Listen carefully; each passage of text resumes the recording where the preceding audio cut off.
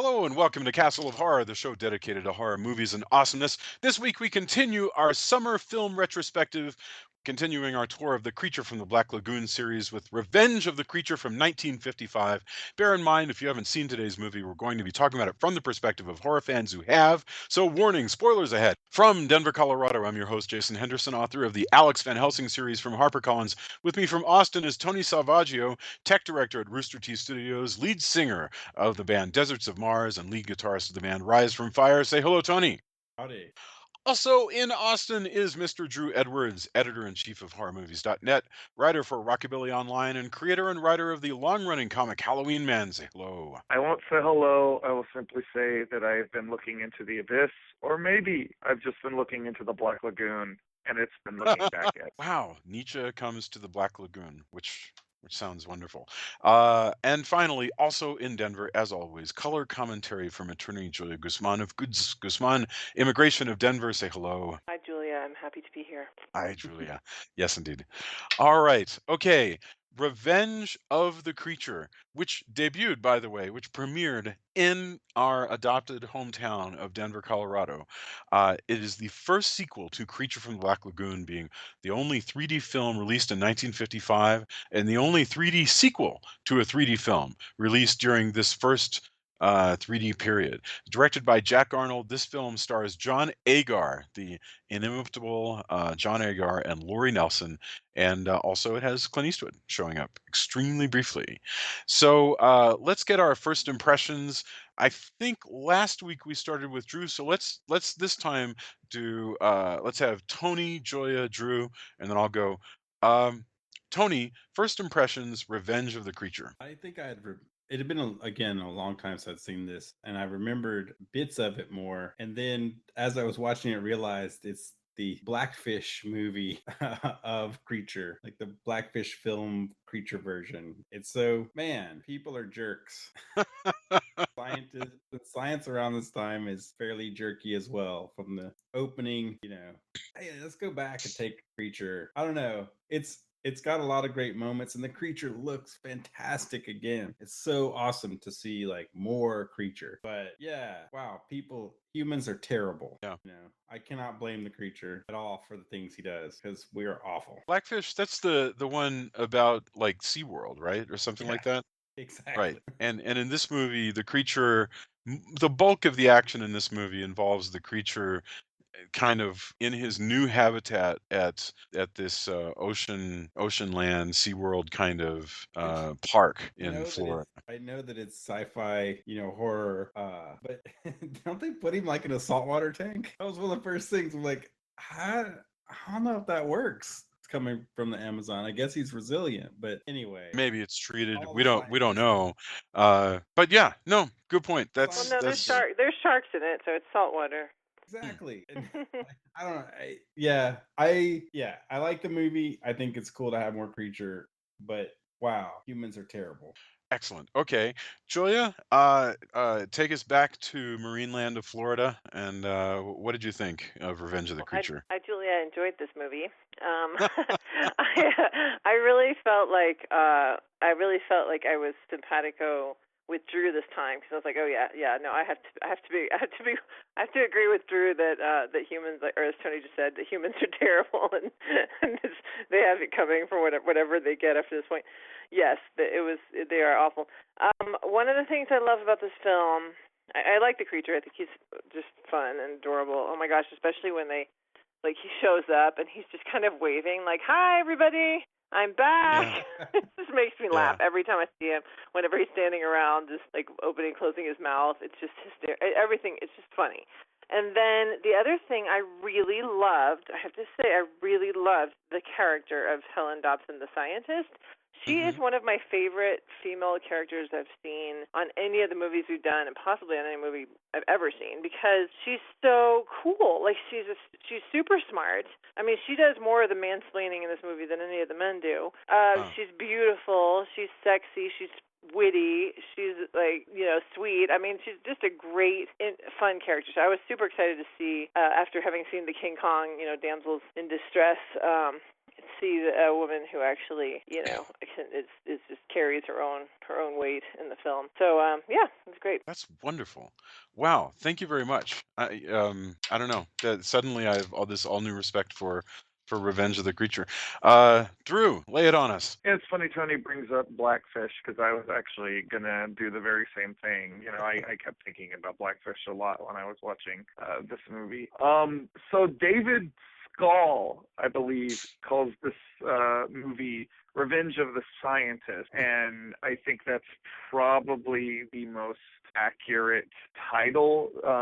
As Tony and Julie both pointed out, there's a lot of terrible people doing terrible things in this movie, and really the only people I have too much I have an amount of sympathy for is the dog, No. the two teenagers who the just poor try dog to rescue the never girl. gets mentioned again. Yeah.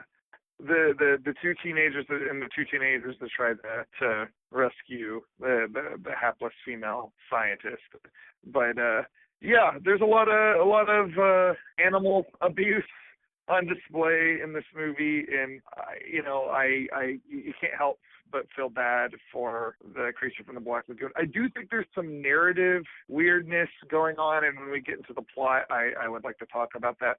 I also would like to talk about the changes in the creature suit, however subtle they are there, and they are worth Great. noting. But No, great. That sounds fantastic. and, I do like this movie. It's in my rotation. Like, I watch all three of these pretty regularly. This and I like them probably in descending order, but it is funny when you watch them back to back how much you notice how much they cribbed from King Kong. But I think that's only appropriate. But Sure. yeah, this is a fun movie, and I'm glad we're doing it. Wow.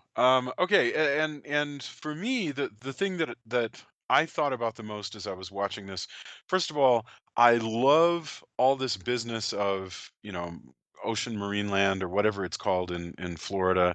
Uh, I actually saw this movie originally. I'm sorry, it is the Ocean Harbor Oceanarium, which is a hilariously redundant name in Florida where he is. Uh, I loved all the scenes of the people outside, running from the creature. There's some great shots that are very memorable here. My own history with this movie is I was vaguely aware of Creature from the Black Lagoon. It had no particular effect on me as a young person. Sometime in the 80s, 3D television came around where your UHF stations started experimenting with playing 3D movies, and you would go get the 3D glasses at convenience stores like your gas station or your 7-Eleven or whatever. 7-Eleven had a huge promo. Yeah. And Revenge of the Creature was one of the movies that they did, because I remember my grandfather and I got our glasses and watched Revenge of the Creature. Absolutely remember that, and that was a really neat memory for me, because we sort of laughed about the fact that Clint Eastwood appears for like under a minute. He's there and gone in the blink of an eye. He's a little So. kid. He's so cute. He's like 20. Super adorable. Yeah, I mean, I think I presume he's about the age that he was on Rawhide, but I don't remember the exact dates of Rawhide because I never watched that show. Uh, so yeah, I mean, it makes me sad that that it makes me sad knowing that the third movie is coming, because the whole concept of the third movie, which I've never seen before, is really depressing. So this movie feels very ominous to me because of all that, and I can't wait to talk about the creature. So let's start with the first act. The first act, we are back in the Amazon on a boat called the Rita 2. You remember last movie, Lucas, as we call him, Captain Lucas, was piloting the original boat Rita down the Amazon, and they were on a scientific expedition looking for this amphibious creature. And What now happened they're to Rita back. 1? I thought Rita 1 I was mean, fine. I don't know what it happened. didn't get wrecked, so I mean, who knows? I mean, this is There even was, a there smaller. was a decent amount of damage done. Like, he might have needed to get I mean, Yeah. Or maybe he just made so much money from having been involved with this that he was able to improve and move up in the world. That's true. It seems to me to be just an alternate boat. I mean, it's a smaller boat, I think he just has a couple of different boats, and this one is the Rita 2. It's smaller. He doesn't need a crew. We're already dealing with less people. He's got because Captain Lucas is on his own, and he's got two. Well, no, Uh, he's got two guys. oh, did he have Oh crew? yeah, yeah. Okay, He I has did. two. I There's did. two crewmen on there. Okay, Like I they just don't really get any. They kind of are faded into the background. You yeah, don't you're really exactly right. think about them. You're exactly right. They're on the small boat when they're trying to capture the Gill man. But the guys that he is taking on this expedition to capture the Gill man are two representatives from the Oceanarium in Florida, and so this is when we first see the creature because the creature is kind of stalking the boat, and in fact we see the creature literally grab a living egret off of off of a log. Speaking of animals, dude. Oh yeah. Poor bird. Oh man. Because I I felt know I bad. You know, shouldn't. it was like I told Jason. I said I don't think we're going to see a PETA thing at the end of this movie saying that no animals were harmed during the making of this film because there's no way that bird wasn't at least just scared shitless with having been pulled underwater like that, if not injured. Yeah, I don't know. History does not tell us what became of the egret that Rico Browning grabs. But okay, so this is a good opportunity. The creature is back. The first movie was a year before. Is this a whole new suit or is it a different suit? What's going on, Drew? That is a different suit. They actually changed the design. There's a lot of conflicting stories as to why. The body suit is basically the same. The head is different. The mouth is wider Yeah. because they wanted. Well, initially, actually, the suit was made. It's strange. As great as Rico Browning is in Creature from the Black Lagoon and coming up with all the business on the way the creature swims. They actually Universal didn't initially outright hire him back. They hired a guy named John Lamb, who was another diver, Oh, and the suit was originally cut for him. I And see. Jack Arnold saw John Lamb, in a few of the dailies, and he was like, this won't do at all." So they got Rico Browning back, and Mm. so some of the stories on why the suit looks different is because it was cut for this larger man. But I don't really buy into that because Also that they went ahead and put in tubes for air so that they didn't have, because before they had made it because they didn't want there to be bubbles coming out. So now he's actually able to breathe a little bit inside the suit. So that probably has something to do with it as well. yeah, well the eyes, as you'll notice, are more popped out, almost like a frog's eyes. And they did Hmm. that so you could see better. Ben Yeah. Chapman, the land creature, had like a terrible time seeing out of the suit, and in fact, they had to direct his motions with flashlight. So they tried to increase the vision. The head is bigger, which is people. Again, a lot of people say that's because John Lamb was a bigger guy than Rico Browning. I don't know if I buy that.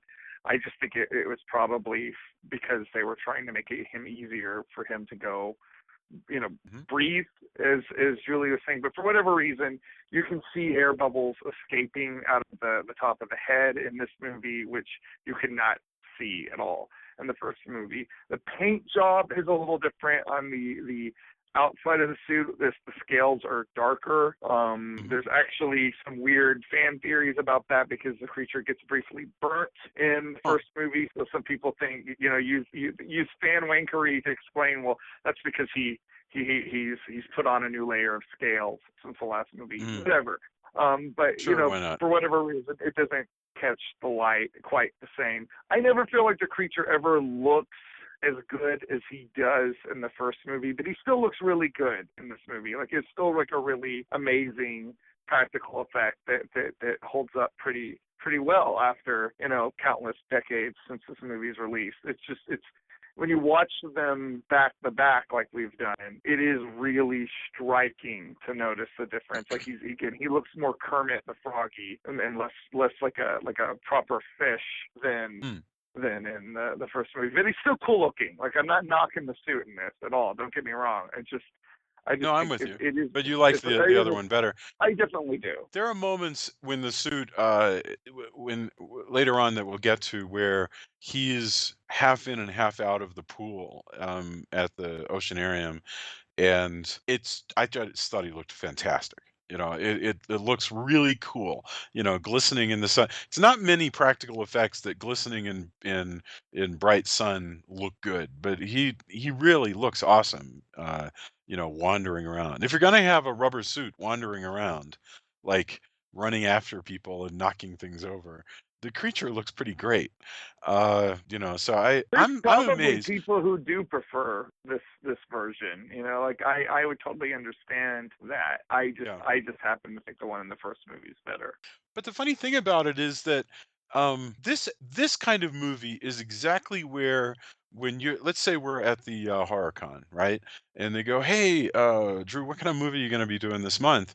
And you mention, "Well, we're going to do Creature from Black Lagoon." I think there's a whole class of people who will go, I can't get into something like that where it's a guy in a rubber suit. It doesn't look real to me. I know that's not real. And I'm telling you, that kind of thing really stops some people.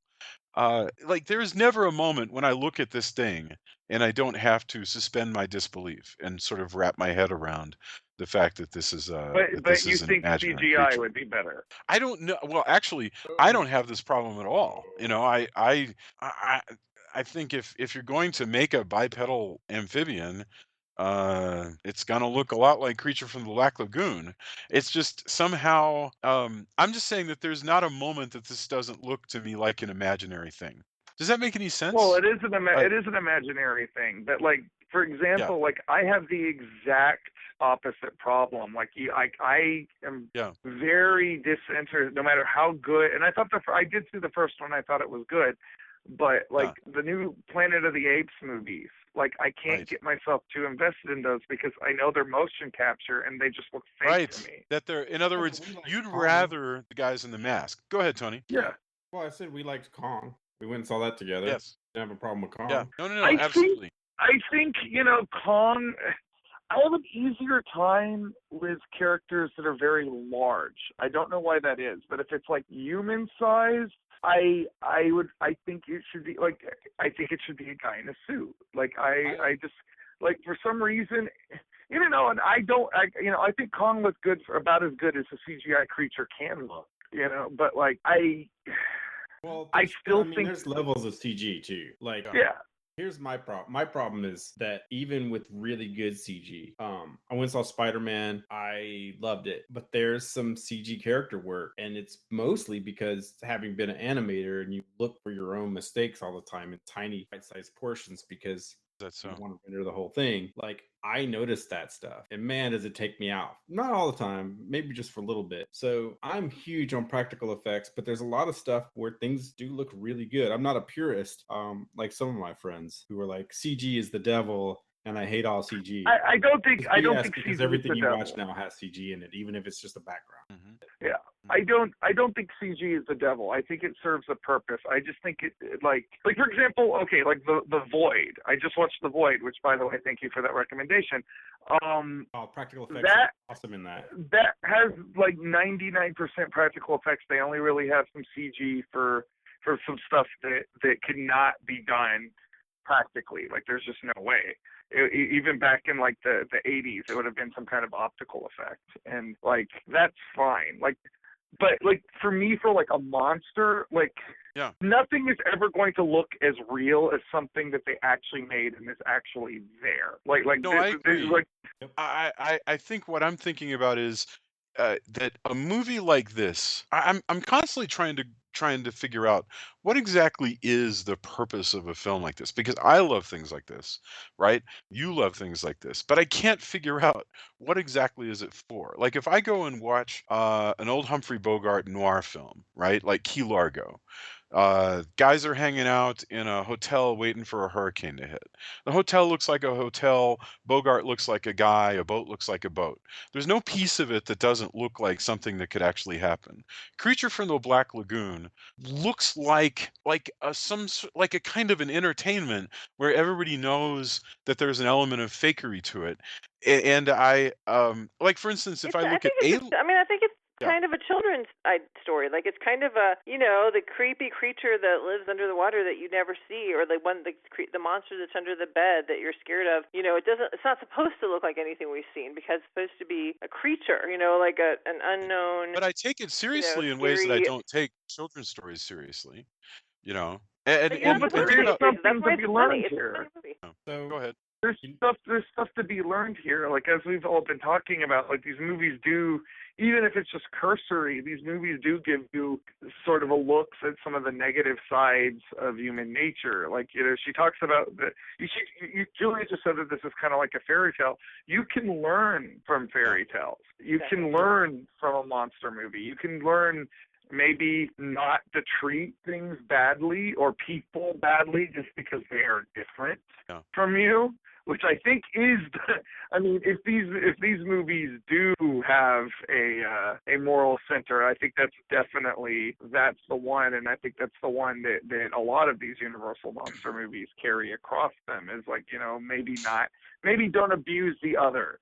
And there's something there. yeah. Well, I mean, fairy tales and fables, that's kind of their purpose most of the time, to be honest. Yeah. That's the actual narrative purpose. Although all of this just does remind me, I think we're gonna settle a lot of these on what a modern creature is or is not gonna be, because Del Toro's The Shape of Water is coming out. So which I is pretty I don't know much, anything about that. look it up. Yeah, it's like there's a creature, and it's may or may not be a love story. There's a trailer, Shape of Water, See. and All right. so we'll get to see what a modern creature movie will be. And I have faith in Del Toro, so I'm kind of stoked about it. All right. We should cover it when it comes out in comparison to this.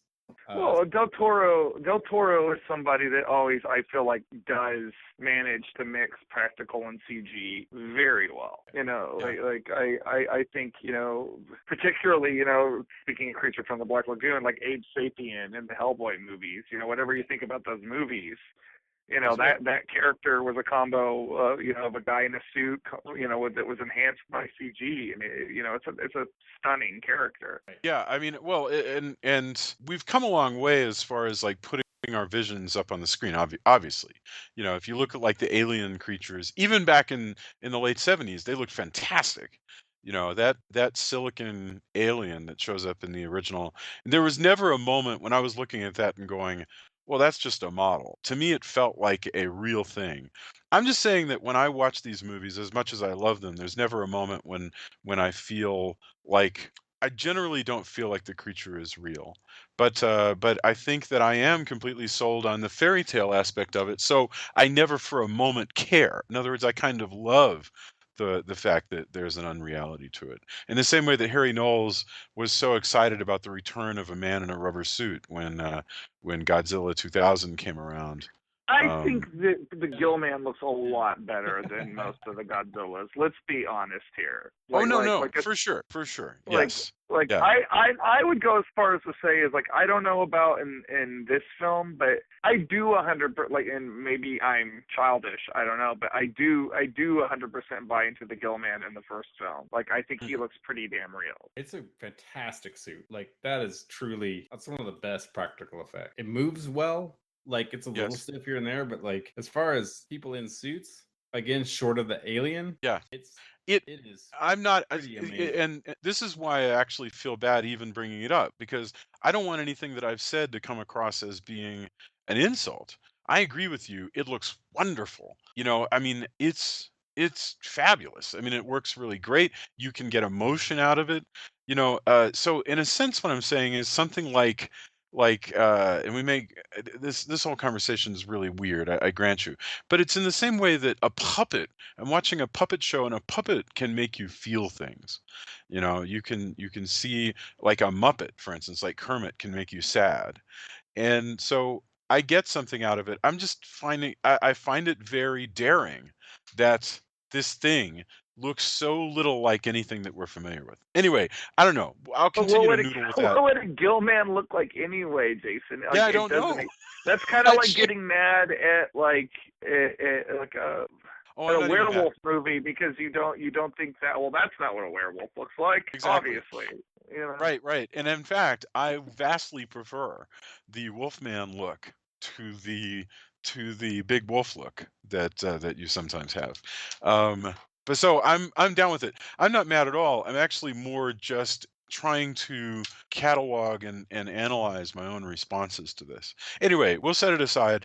But thank you for letting us know what's going on with that suit. I got one more cool thing about the suit. It breathes like when the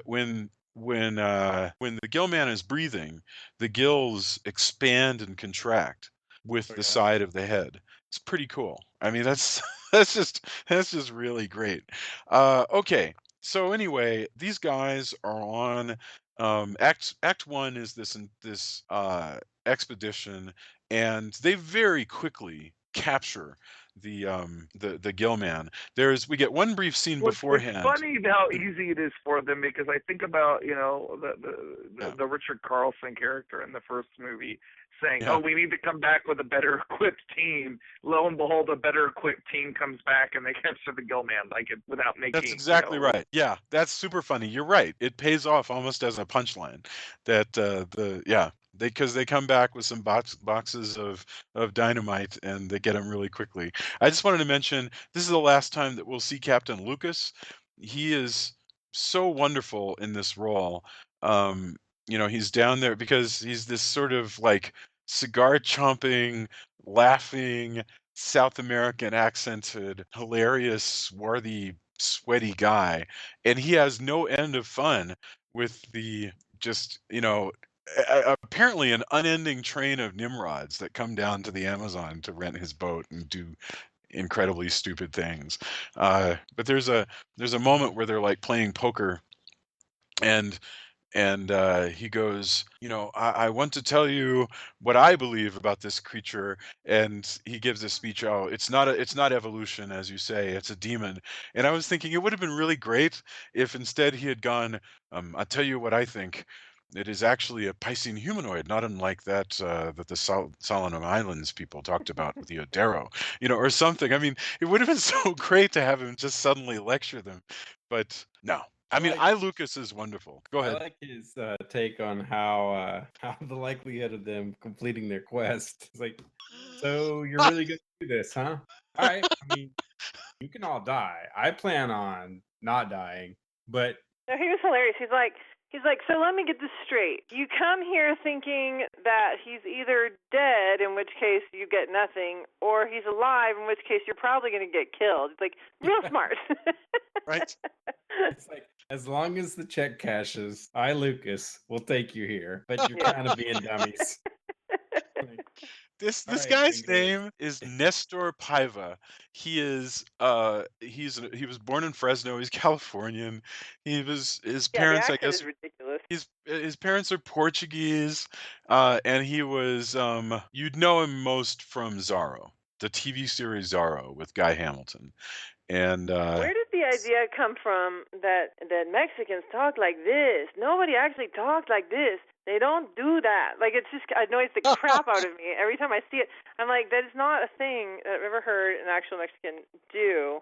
That intonation, sing-songy thing I think in it's real just life. It's way like it's humor. the Speedy Isn't it? Gonzalez or the who was the other one? The I don't know, like the Taco Bell dog, dog or Oh, whatever. yeah. Sure. Cheech Marin did, there's, I don't know what to tell you. I mean, I think there's a good essay that you could write about Mexican accents, and in this case, he's not supposed to be Mexican. He's supposed to be South American of some kind or another. But anyway, but once they capture the Gillman, and then that's the last that we see of Captain Lucas, and boy, will I miss him because now we go to the Oceanarium in Florida, and it's all scientists all the time. We're back in the world. Well, Um, who- what I find odd about this yeah, movie tell us about this is place, please. Go ahead. Yeah, I think it's odd that we start out with these two guys with Captain Lucas, and if in most normal movies, yeah, these guys would be the heroes of the movie that you would follow through the whole movie. yeah, And then by the movie's end, it's not these guys. It's John Agar who you are introduced to. yeah, Even though this big bruiser of a I guess he's an animal trapper. He's not actually a scientist. He's a guy that professionally captures dangerous fish. This guy who you would think would be the hero of the movie. He's sidelined for John Agar. And I find that kind of fascinating as a narrative choice because, like, you have this character that you could actually take him out of the movie and just have it all be John Agar's character, and the movie works just as well. Like, I mean, they try to kind of recreate the love triangle aspect of the first movie, but that never even really goes anywhere. No, all you got is the obnoxious guy who's like trying to get in on the Helen action, and the other guy responds that she's his cake or something. Yeah. There are some definite like gender politics of the time going on. Even though she's super strong, like it still is a movie from the 50s. Yes. When they cut back, I like to picture at once this all goes down that Lucas gets a newspaper and sees about the creature running rampant and is like, yeah, I'm out of here. I told you so. Like, way to go, Gringos. No. Like, I could have told you that was going to happen. It just shakes his head and takes the next expedition out into wherever they're going to get eaten by crocodiles. He just laughs. I would about Lucas how his watched wife, so many how his wife is no catch, but at least she's always has or whatever.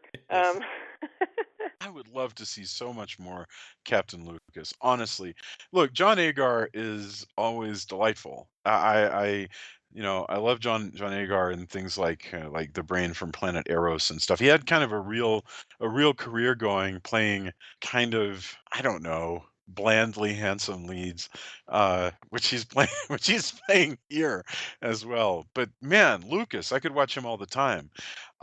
So yeah, you're Time to exactly write right. that fan fiction, Jason. Yeah, exactly. Get right on that. But you're totally right. It's really strange. We can't explain it at all. Joe, who is the only one character of the bunch that we see in Act One, makes it into Act Two, and he's not going to make it very far. He I doesn't think make it in Act 3. That's no, for he does. damn sure. He certainly does doesn't make it not. into Act. Yeah, yeah. So He gets mauled by the creature. yeah, it's horrible. Yeah, and you're like, oh, don't you remember this was the guy we started out with as a guy that presumably will be a hero? The only other movie I can think of that did it kind of on purpose, which was Hitchcock, screwing around with our expectations, by having Janet Leigh killed early on. But I think this that is was just like an accident of the screenplay because yeah. I mean I think it's kind of neat actually, but you could as a writer I think well you could just combine that character with John Agar and you've gotten rid of a completely unnecessary character. Yeah. Well, and also you'd have gotten your main character into the movie a lot earlier. Absolutely. Yes. And in fact, since they make it clear, once Joe shows up in Act Two back at the Oceanarium, since they make it clear that he knows John Agar's character Cleet, the unfortunately named Cleet, very well, and they are longtime friends and rivals, they should have been on this expedition together in the first place. Especially what's because the purpose of yeah. Fedora guy? Like really, like none that I can surmise. It's Joe and this other random guy who doesn't even get killed. It would make more sense to me if he got killed, but nobody dies. It is Joe is the one who's in the most threat. There's a good bit of action because Joe goes diving and the creature attacks him, and then they decide, fuck this, we're just going to put a lot of dynamite on the water and knock out the creature that way. So yes. Anyway, second act, we get to the main area, and Julia, can you explain, or actually, no, I'm sorry, Tony, you brought up Blackfish. So why don't you explain the locale that we're introduced to in Act Two, and also, if you remember it well enough, they do this thing to bring the creature back out of his comatose state. Oh, and I definitely want to talk about that. That's definitely Okay, like, I so mean, it's a thing they do for sea creatures. So they put him into a coma. You know, they don't. I don't know if they tell the public like, yeah, that's because we dynamited this guy. yeah, This missing link. We dynamited his lair, so it's kind of our fault. But no. I mean, he's in the process of capturing him. He happens to be super sleepy, so we've got to help revive him. So they walk him around, and in the way that some that SeaWorld and Searama and all those places do, care for their animals. I mean, they are looking to, let's revive him. Let's make sure he's okay. We're gonna do some tests, maybe for his own good. But they, once he wakes up, they don't seem to have a really good plan though, because we're watching him wake up, and you're like, man, he's gonna be pissed. Like, I don't think yeah. you want to be hugging him, like walking him around. And sure enough, as soon as the creature wakes up, he's like, where the hell am I, and how am I going to attack and get out of here? Julia, what were you thinking here? Oh my God, this scene is just, I mean, not only are humans horrible, they're also so stupid. It's like, what are you thinking walking this creature around to wake him up like he is see, what I thought of, because I haven't seen Blackfish nor have I seen any of these things about how they do, how they do with sharks or whatever.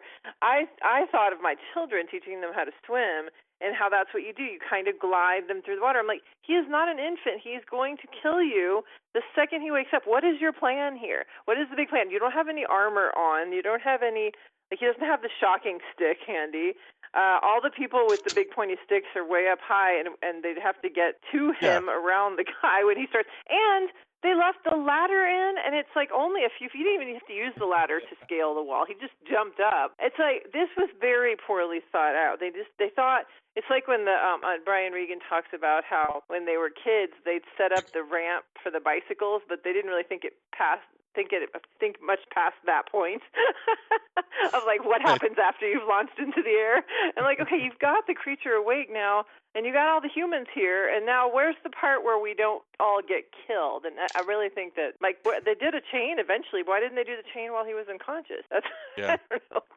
I don't know. Science. Like, I can see this happening though. Like, well, people faulted like the last Prometheus, and like, oh, the scientists do this. You'll see scientists just do things where you're like, Yeah. I don't know, man. I mean, how many times did we watch Crocodile Hunter just jump on things? Or, hey, look, there's a snake. I guess I'll wear shades in case it spits something. Like, any number of things. So like, he is concerned about the creature, post dynamite again. Yes. And he wants to wake him up. But yeah, there's a ladder in there. I don't know. It's not super well thought out, it seems like. What I loved about Joe doing this, though, was that they make it clear through the dissolve, showing time passing, that he walks around in this pool with this creature, as Helen explains it to us. Helen, who is this ichthyologist, he's done this for 2 hours. In other words, he's so confident that this is a way you revive sea creatures, and so dedicated to his science that he's just patiently walking with this thing for 2 hours. That's amazing to me. That's where I think it's kind of wonderful that these movies are so enamored of scientists as, dedicated modern professionals, Americans that you can be proud of. Except of course for when they're incredibly cruel and stupid. But to some extent, we're supposed to hear that and be impressed by how hard he's working. Well, I like Yeah. also that the reporter comes up to ask her some questions. He's like, "Oh, you're so pretty," and she just drops knowledge on him. Yes. Like, Yeah. Yeah, This no, is the well, that mansplaining, happens. right? that's a lot That of happens twice. science. Yeah, the guy, he calls her the pretty young lady. Let's talk to this pretty young lady. And then the radio guy later on refers to her as Helen Dobson, the pretty young scientist kidnapped by the monster. So I guess, like you said, this is definitely a 50s movie. But I like, and then Well, afterwards, he's like, the funny thing is about this character that I found that, Jamie and I, when we watched this morning, we even remarked on it, is that the conversation she has with James, with John Agar on the beach about how a woman has to choose between her career and having a family, but men don't have to choose. And I was like, man, that's a conversation we're still having 60 oh, absolutely. 60 years later. Like, it's kind of accidentally progressive, or maybe it's on purpose progressive. I don't know. I like, maybe this is a rare example of me not giving them enough credit, but like, it's interesting that they had that line of dialogue, and she is kind of a more progressive character than a lot of heroines from movies during this time period. Yeah, absolutely. No, I think it's And wonderful. there's no moment. There are zero moments when she is asked uh, to pretend to be less intelligent. There are no men who treat her among her colleagues. They treat her like a scientist. They treat her like a scientist they want to bang, but they still treat her like a scientist. And I just really love this sort of just how And much John they Agar never actually outright says, like, okay, we're gonna get married, you're gonna quit being a scientist, and you're gonna pop out a couple of kids, and go make me a sandwich, hon. Like, right. there's None of that. it's clear that like that he values her intellect. So it is even though I don't always 100% buy that they are in love, I do like the way this is written. But you know Like, what? What I like is that I mean, they don't have to be in love yet because they're kind of just getting to know each other. But there's definitely, I like that there's the combination of her being the smart, kick-ass scientist, but she doesn't have to be only the smart scientist. Like in a lot of movies, you have, if there's a female who's supposed to be smart, she comes off really serious, and even if she's pretty and she's gonna get the guy, she's gonna get James Bond or whoever it is, she still is supposed to be like, oh, I'm not sexy. It's just you'd have to take her. There's the whole thing of taking her hair, like giving her the transformation where you take down her hair and take off her glasses. This girl's sexy and beautiful from the get-go, and she's flirtatious and she's having a good time. She's all the things. She's not just Yeah. the scientist and then the bombshell. She's both at the same time, which is what I loved about her. So she's flirting with him and she's giggling and she's, and the creature is lusting after her. Oh my God, the creature looking at them through the window was cracking me up so much. He would look, they would stand outside the window of the tank and he would just look at her like, I must have you. And then he'd look at the other guy and he'd be like, I'm plotting your death. I don't know what it will be, but it will take, you will suffer and Yes. die. And I Yeah, kept because expecting him to start like playing peekaboo and trying to get their attention by like doing the stair step thing, or whatever, where he's like slowly descending. okay. So what you're It was describing really funny. is the next section of the movie where once they've got him under control, he nearly escapes once. They chain him to the bottom of this tank where passersby, visitors, can come look through the windows into this aquarium, and the creature from Black Lagoon is there. And there's numerous times in this film where he comes up to the window just to stare at Helen, including times when Helen and Cleet, once again, Yeah, Clete. John Agar, are just hanging out and like smiling at one another, and the creature just stares at them. And yeah, that's good stuff. I mean, to me, this is well, like such a memorable thing. Yeah, go ahead, Drew. the thing is about that, I said last week when we talked about the first movie that the creature is kind of representative of libido and unchecked libido. And this movie, I think, if you're gonna take that through line, it's sort of like there's a lot of effort to suppress the creature. They knock him unconscious multiple times in this movie, to the point where I was like, it's kind of date rapey in a way, Yeah, the way they treat him. yeah, But like ultimately, of course, he escapes the way prehistoric monsters, are going to do in these movies. But you can't tame sex. Sex is part of life. So of course you can't tame the creature from the Black Lagoon, which represents the human libido. And so again, maybe I'm overreaching, but I think that's in there. No matter how hard American culture tries to be puritanical, like we all have this lust bubbling up from within us, maybe from deep down in the Black Lagoon. I don't think you're Well, overreaching. I think the I more think that's it. puritanical you are, the more Black Lagoony it is. Oh You yeah. know, it's Yeah. suffocated and stuff down in there. But let's not, walk around this when by keeping under control, they go in and just shock the hell out of him. Yes. Like, Yeah. to the Because point in where this they're same like, series, in this same period is when they're doing the training. Yeah, go ahead and describe the training that they're doing on the they creature. drop in a thing and she's supposed to say stop, which comes up later, and then they shock him like, okay, well, he'll recognize stop whenever we say it because we'll keep shocking him. But one time they just give him his food. Well, they give him his food and then they shock him away from it. You're Yes. like, man, you guys are such jerks. Another Yeah. time they give him food and they drug him, which is what they have to do because they do that with other animals, in zoos and such. But in general, like, just horrible for the gill man. He was pretty much minding his business in the Amazon. Yes. Yeah.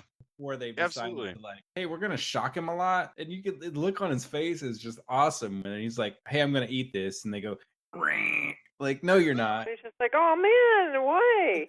Yeah, it's I'm terrible. just- So Yeah. mean.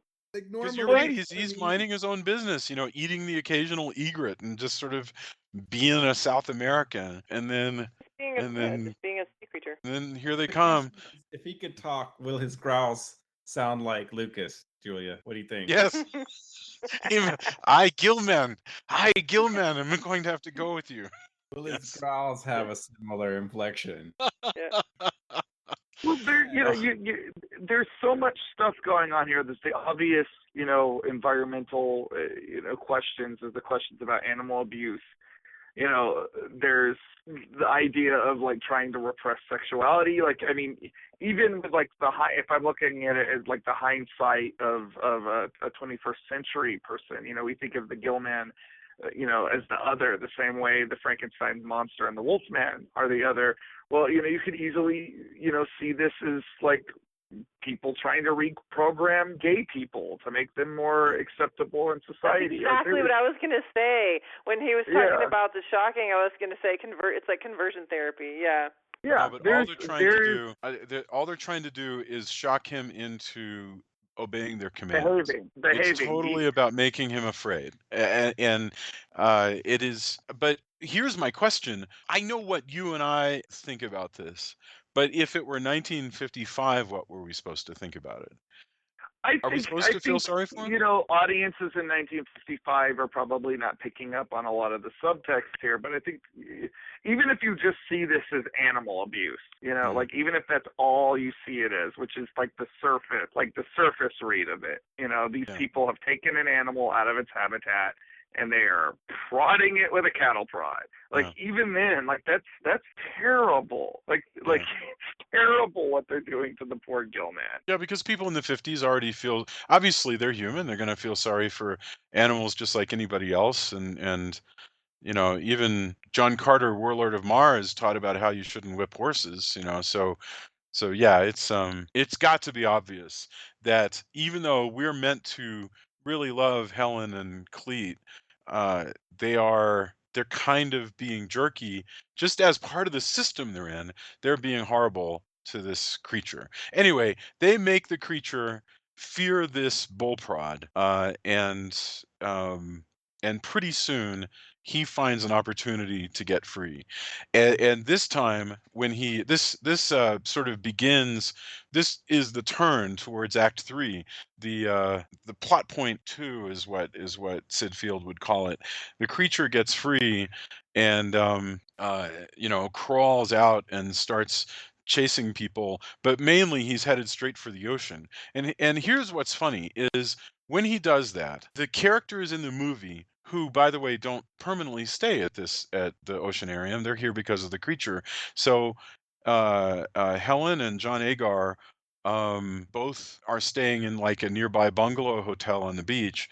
When the creature escapes and heads for the ocean, they both go, oh well, I guess our work here is done, and they go to dinner, and that's the end of. To them, they feel like if life is a movie, this is the end of the movie because the creature They get has left overstuffed. already. They get overstuffed quickly. I mean, later on, and this is like spoiler alert or whatever, but later on, the creature will kill her dog, and she will mention her dog exactly one time after that and be like, oh, I'm kind of sentimental for a scientist. I kind of miss that dog, and then that's it. And I'm like, your dog has been brutally murdered, and you haven't been concerned about what? She doesn't know that the dog is dead, and John Agar keeps trying to convince her that the dog's going to come back. Yeah, so, that's true. Well, I don't know. I'll give her I didn't see her putting up any. on that.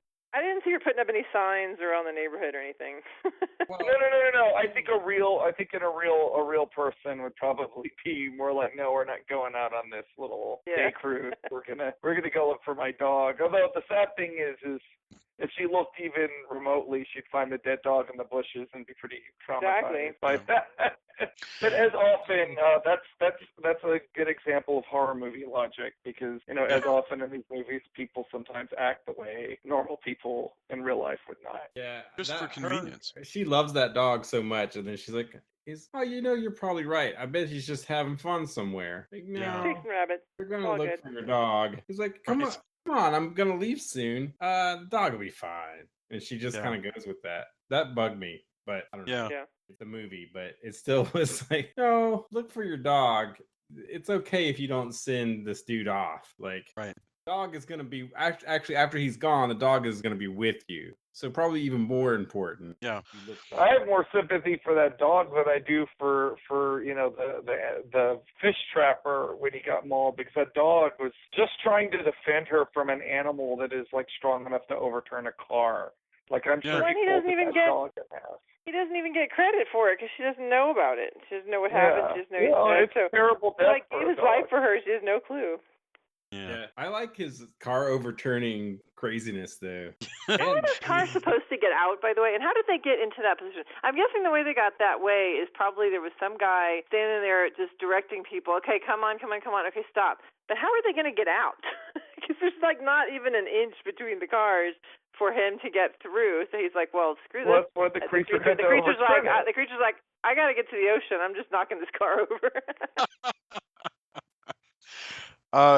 In this segment, after the creature has escaped, so yes, the creature has killed the dog, but mainly we enter a period of the movie that I think is just delightful, which is basically just the pre-domestic bliss of John Agar and Helen, where they have their little bungalow hotel rooms, which are next door to one another. It's like their last night, and they're not even in much of a hurry. They're going to go party at the Lobster Shack, but before then, they're just.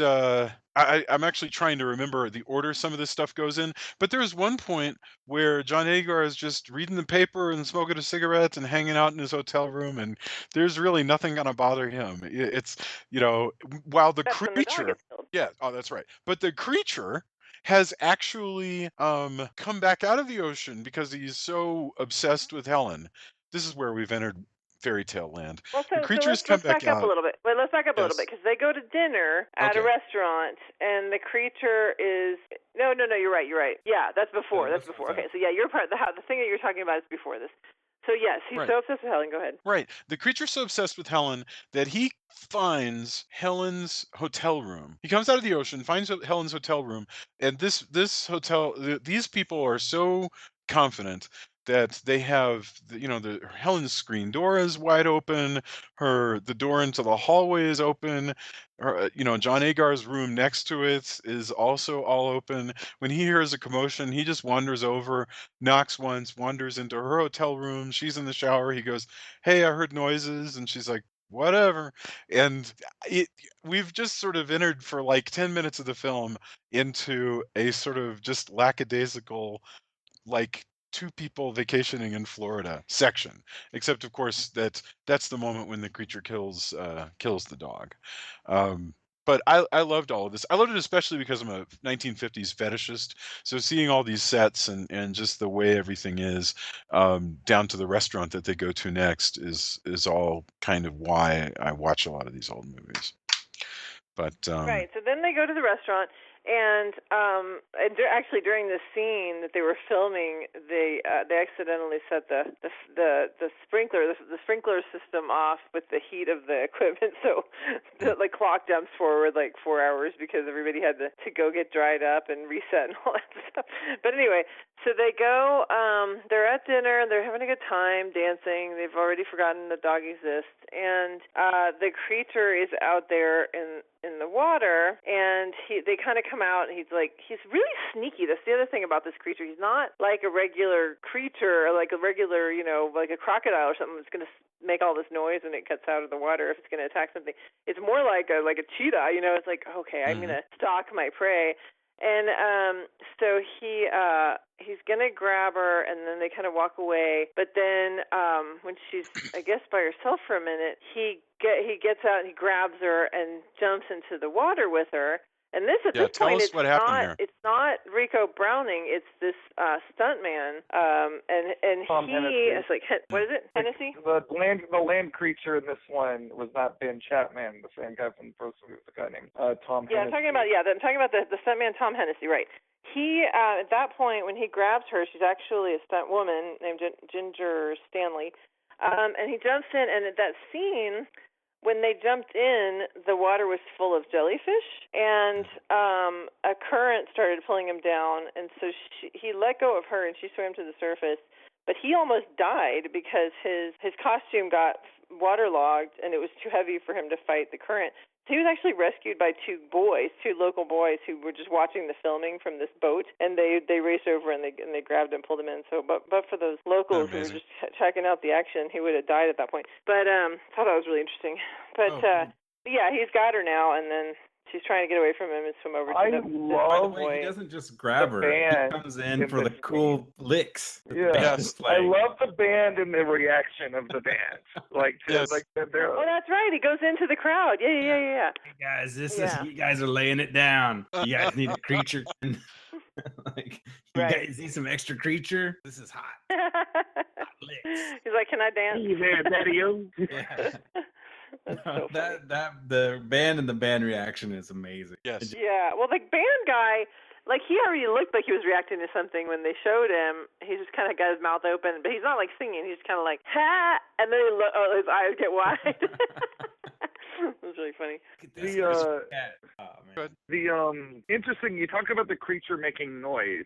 And I forgot to bring this up last week, so I want to bring it up right now. Here's a weird bit of sound effects trivia for you. So the creature's roar in these movies has been basically kept in circulation by Steven Spielberg because when he did the movie Duel, which is one of his early movies, it was actually a TV movie, when the truck that the killer drives is destroyed at the end, he has a modified version of the creature from the Black Lagoon's roar. He did the same thing again in Jaws. Then years later after that, when he did Jurassic Park, the T-Rex's roar is the creature from the Black Lagoon's roar with more baritone on it. Right. That makes complete sense.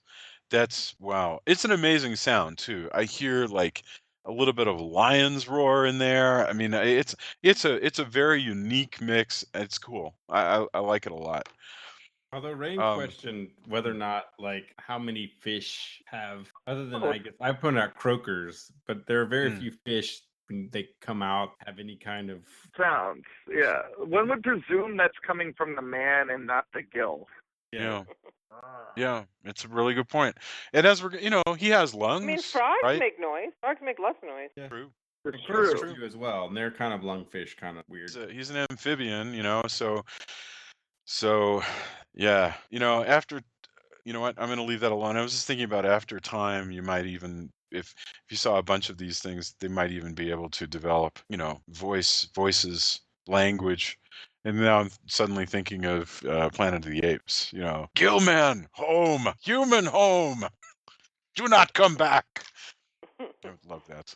Okay. Well, if you believe the Munsters, he eventually got into politics. Which, actually, I was talking to Jason earlier, so that does lead to my hopeful sequel, even though I know the third one's not this, where the Gill Man becomes a debutante in society, and we see the Gill Man with like a suit Yes. and a top hat. Nobody, he's just, I don't know, Robert Gilman or whatever. So it's like the Yes.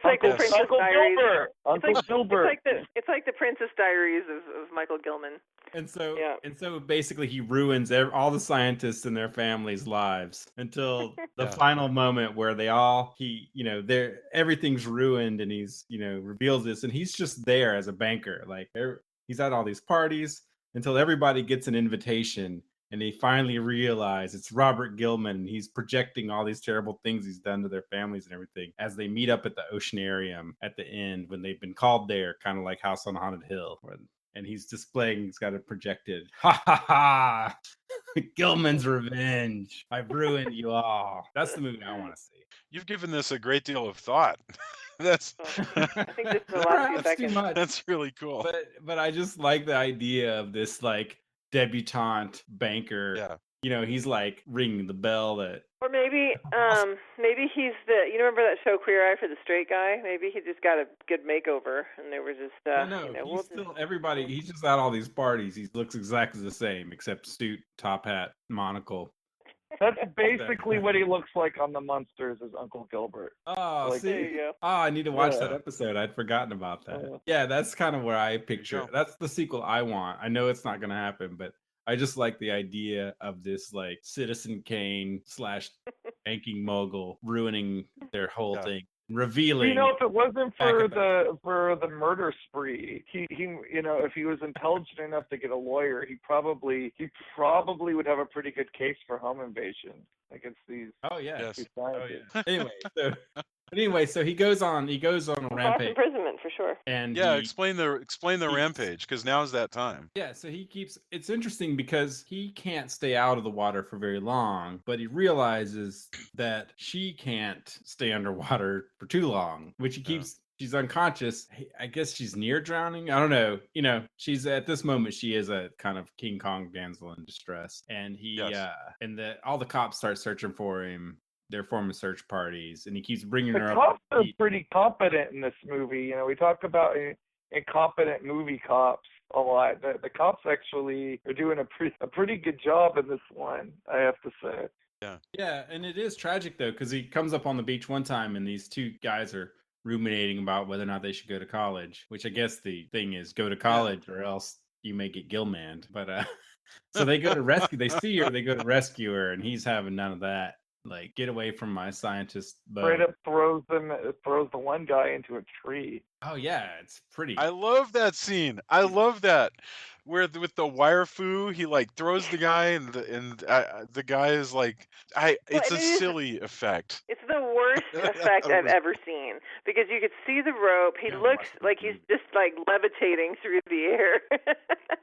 You haven't watched enough movies. So bad. That one, like, I mean, as far as trying to show that he's just really, really super strong, you do with what you can with the budget. But the fact he starts leaving bodies in his wake, and then finally when they discover that, things really escalate, and the cops start searching for him, and they're bringing spotlights and everything. Although they do find like his footprints, and in the back of my head, all I could think of is the Footsteps poem, and when you saw one set of mer prints, that was when a Gilman carried you. That's so funny.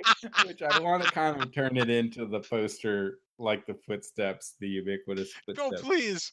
please do that. You Just should grab totally that do gift. that. Yeah, the footprints, I think it's called. Yeah, you should totally do that. That's hysterical. I also want you to make me a GIF of the creature just waving, hi. that one. Yes. So funny.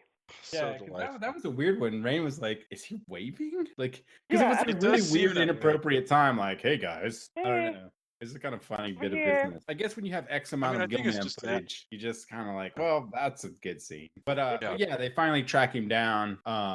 Have spotlights and everything, and they grab Helen and then shoot the Gilman. He's floating, and So they actually just reuse the exact same yeah. bit from the first. It's funny. The reason why that's kept so ambiguous in both of these movies is unlike any of the other, Universal sci-fi or horror pictures. They actually, before they even shot the first movie, the producers were already thinking of, well, this is a potential film series we have in our hands. So, in the original draft of the script for the original Creature from the Black Lagoon, he was pretty solidly killed off. Like, there wasn't going to be any room for ambiguity.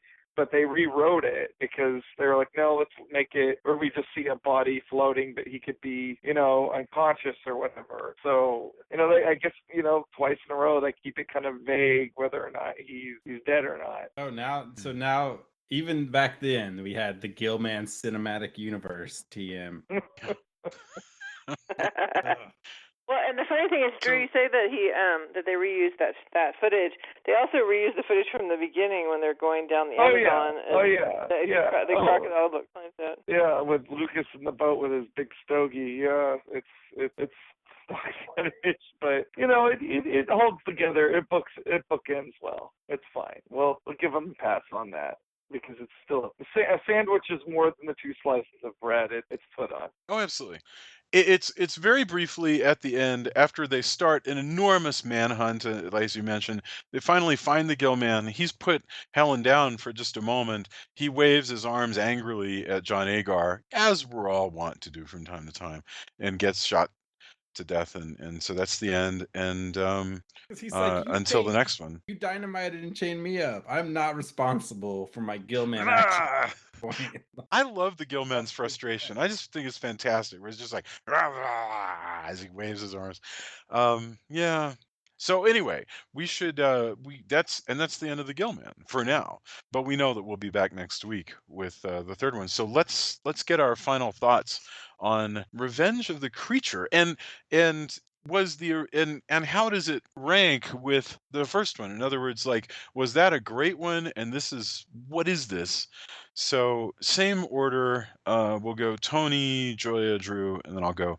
So Tony, Revenge of the Creature. Sum it up for us. I like how much Creature is in this movie, but it's still a frustrating animal abuse movie. And it is it's a fairly typical, we've seen in King Kong, we've seen in a bunch of movies. It is the outsider, etc. Although I have to add that every time Gilman was sitting on his anchor, just kind of like, damn it, well, how'd this happen to me? I did think a lot about Creature and Mummy cartoons, comics.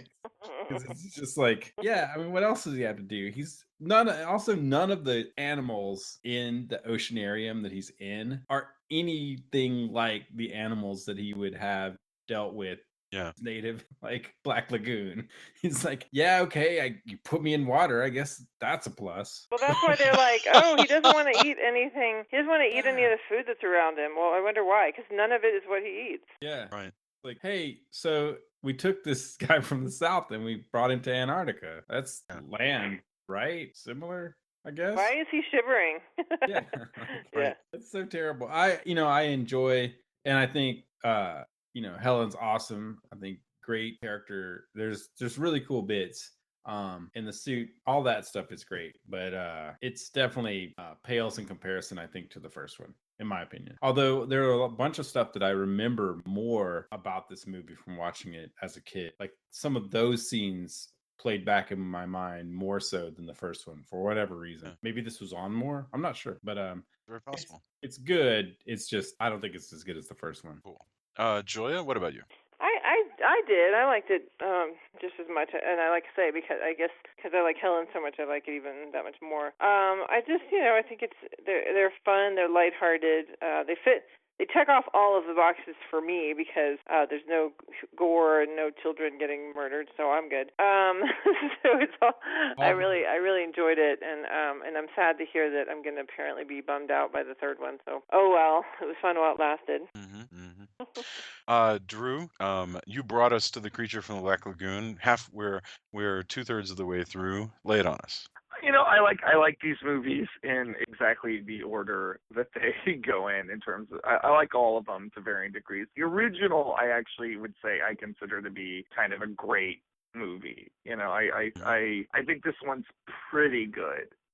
Like it holds up. I rewatch it every so often. It's funny to hear Julia call these movies lighthearted because I don't think of them that way. Like I watch them with this utter serious, like the utter seriousness, like the uber nerd that I am. Like I really, really, really, really think very hard on all these Universal monster movies. So when I watch them, I take them very, very reverently. I'm not saying it's wrong to watch them the other way. It's just different the way everyone experiences movies. But I love that we're doing these movies. I've wanted to do these movies for years, and I think they have a lot of good things that you can talk about in them. And I think it's actually really good that we're doing these movies after we just did a set of King Kong movies because there's a lot of carryover.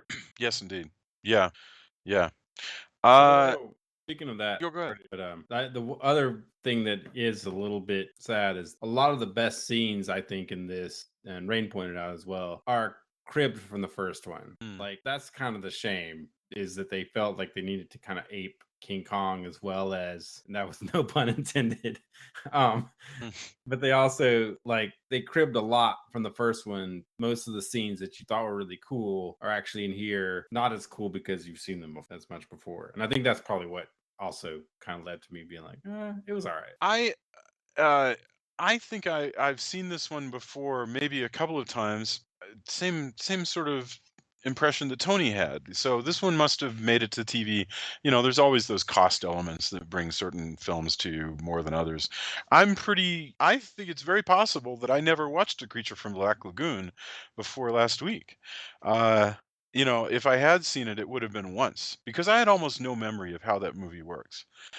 Whereas this one was pretty familiar to me. And I've never seen next week's movie, and I've been dreading it for years. So we'll see how It's a that bummer. goes. It's gonna make you all sad. Like Oh yeah, it's a sad movie. I can live with that. I have a feeling that it was done deliberately, that the people making it were aware of the choices they were making. So I'm looking forward to it. I really am. I think in the end, this series is very much playing on our sympathies. We're supposed to feel sorry for this creature. We're supposed to be aware that the damage that's being done by him is, in a great sense, is the fault of the humans that have brought him in, and absolutely not the creature. So it's so far this is a very effective series. I love it, and I think it also works really well for our summer series because in amidst all that, they're just beautiful movies that take place in really lovely locales. So cool. Let's get our endorsements. The thing that you were watching or looking at this week that you would recommend other people check out. Tony, let's start with you. I'm trying to think.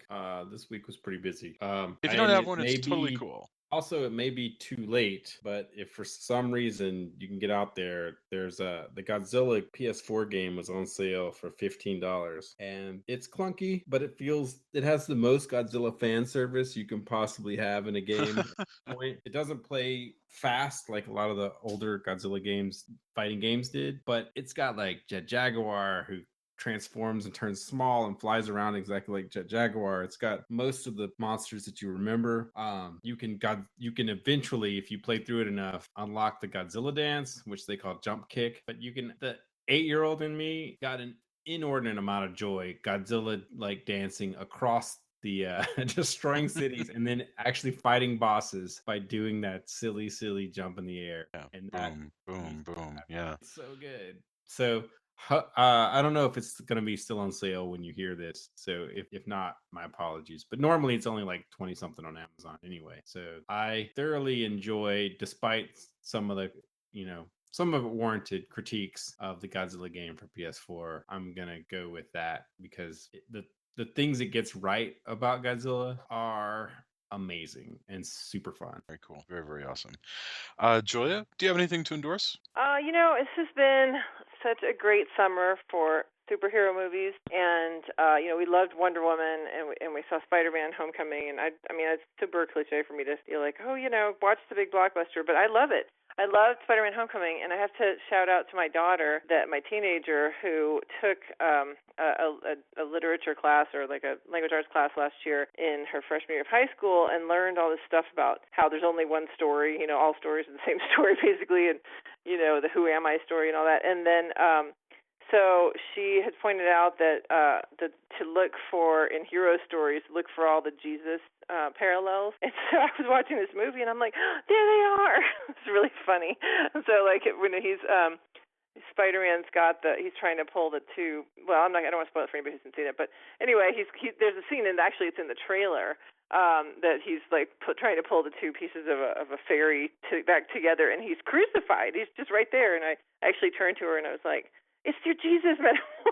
So then later on, she kept pointing out to me like the other ones, like the rebirth and the christening and all the baptism. It was so fun. So she's kind of changed how I watch these films now, because I have to look for the for the Messiah metaphors. But anyway, a really, really fun movie. Very cool. That's awesome.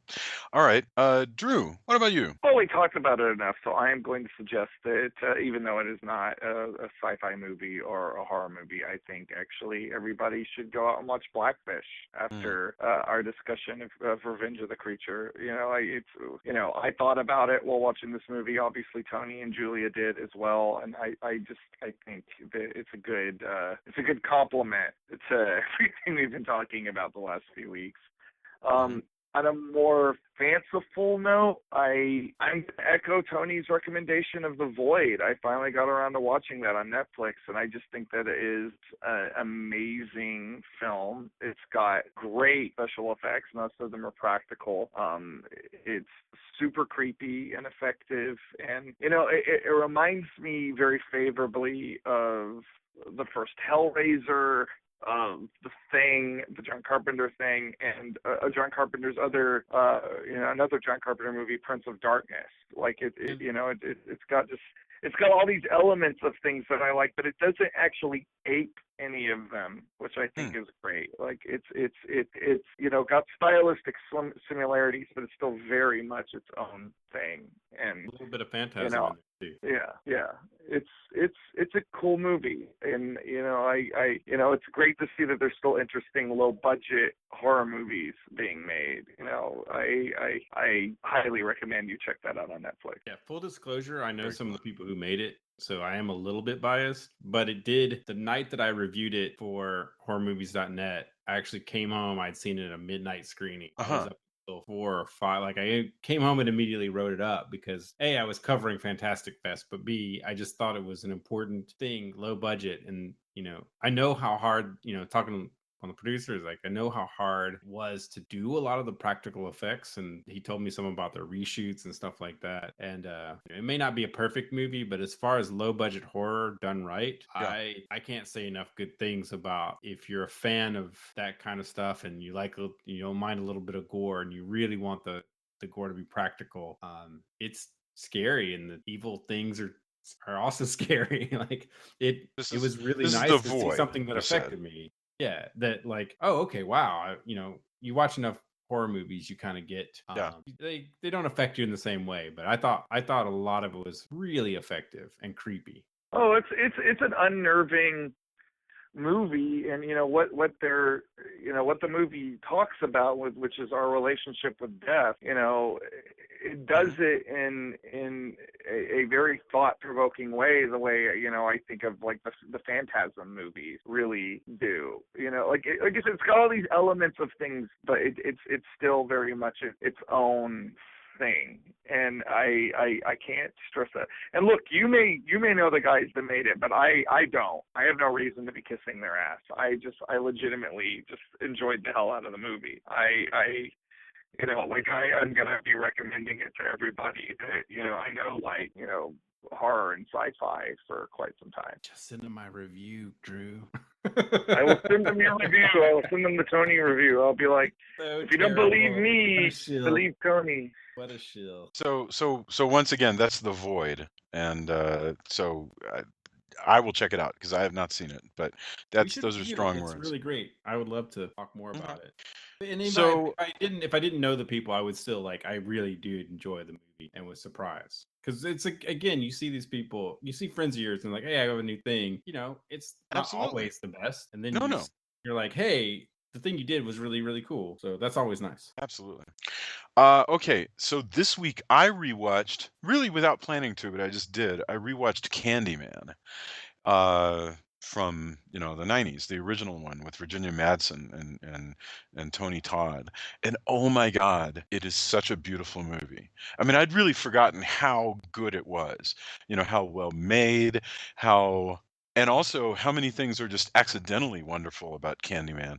I mean, a lot of it's filmed at Cabrini Green, this high-rise public housing that doesn't exist anymore because Cabrini Green was demolished. So watching it, you get this opportunity to tour a part of America that does not look the way it did 20 years ago or 25 years ago. So that was really incredible, and I was really happy that I got a chance to see it. It's got a score by Philip Glass. If you haven't watched the original, I've never seen any of the sequels, Oh, so dude. I don't know anything about them. That's what I was But the gonna say. original, it's an amazing movie. That's what I Yeah. was gonna say. Was part two? I think to me I was a big Clive Barker fan, so like a lot of the adaptations, I thought one veered a little bit more than I had hoped. I think it's effective, but I was hoping for more. Well, Yeah. closer to the book. And I think two brings a lot of that stuff back around. I'm sure I saw the sequels past that, but I can't really remember. But I would definitely watch love two. to do Candyman? Candyman, the Candyman movies at one point. I really love the first one, and I like the second one enough to where I wouldn't mind talking about it. I'd I be like second interested one a as lot. well because I've never seen any of the sequels, but that original one, from just the way it's filmed, the color, it is completely its own thing. It looks like its own kind of movie. So much of it is shot on location, but it doesn't look cheap. I mean, it's really good, and I was kind of shocked at how good it was and how much I had forgotten how good it was. So read the So that's story it. and then watch part two. That's my recommendation. All right, that's a good tip. I appreciate that. I will definitely do that. All right, and that's it for this week. If you have comments on Revenge of the Creature, if you think I am a nut job for wanting to discuss whether or not we ever believe the creature is a real thing, if you think that we've given short shrift to Lucas of the Amazon, come on to our Facebook page and engage with us, and we will totally join that conversation. Leave reviews. It makes a big difference. Leave reviews on iTunes. That makes a huge difference in helping people find the show. I got nothing else. Hey, Wait, for once, you're not going to recommend kidnapping and torturing somebody to make them watch no. our At the listen to bottom our of an top ocean. five. Not chain your friends to the bottom of a swimming pool. Nothing like that. No No, cattle prods I- necessary. I like how I'm- everybody else except Jason is like, so phew, I guess we got away with him not talking about chaining. Oh no, we just did it. I wasn't saying they needed to do it, okay? Yes. I'm saying he usually says these things, and we're like, don't do Yeah. that. No, I was encourage you expecting all it. to treat your friends with respect, such that no actual Your criminal animals. complaints will be sent And to if your me dog goes anymore. missing, put some flyers out, you know? Yeah. Right. And yes. Oh, and we are it's funny because I think we're about to 1,000 likes on the Facebook page. I think we're just a few short. So if you want to kidnap anybody and have them do something, you can Oh have my them like our God. Don't. Facebook page. So there we go. No. All right, Right, guys. you're Drop right. then they dropped the speaker. I'm going to in the take a pool cattle and prod to you and try and train you to not do this. Yes. Yeah. How about that? Have a Julia, do you have a fantastic cattle prod, like a really long one. I will. Yeah, there you go. Drew will do it. Yeah. Tony and Drew will shock you, and I'll go, stop. Perfect. As the podcast actually plays in the speaker drop. Hey guys, do you like 1,000 likes? Stop. Oh, All right. geez. Thank you guys. Have a fantastic week. I look forward to seeing you next Sunday is when we record. So, adios. I'll talk to you then. Sunday. Good night, everybody. Good night. Bye, guys. Bye.